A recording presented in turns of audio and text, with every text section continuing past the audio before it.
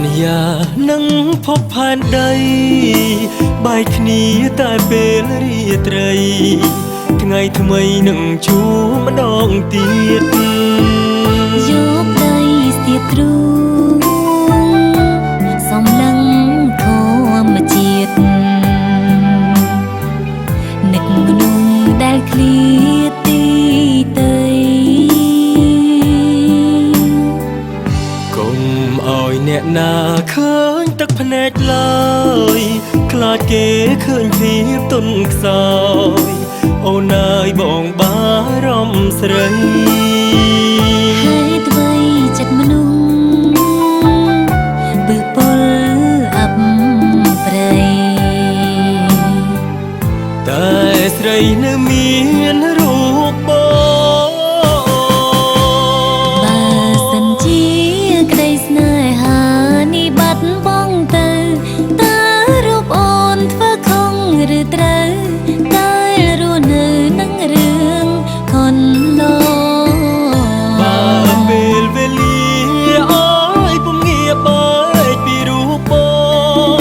ស្នេហាមិនសមបំណងបងនឹកអូនដល់ស្លាប់ទ្វីបលោកស្ងាត់ឈឹងត្រឹងចាំអ្វីម្យ៉ាងមិនភ្លេចពាក្យពេចន៍អង្អាងមិនធ្វើឲ្យអូនឈឺចាប់បើគេបំបីយើងក៏បដូរស្លាប់ទូស្លាប់ក៏មិនបែកគ្នា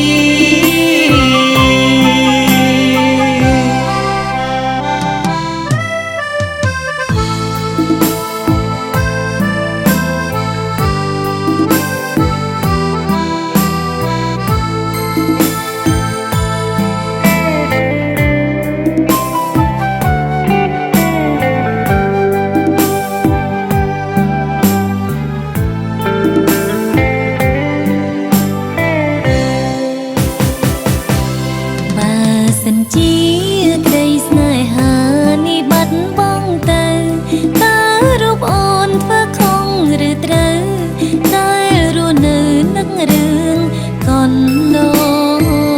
បើពេលវេលា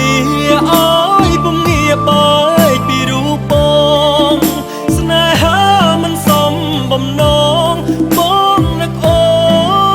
នដល់ស្លាប់លោកស្ងាត់ឈឹងត្រឹងចាំអ្វីម្យ៉ាង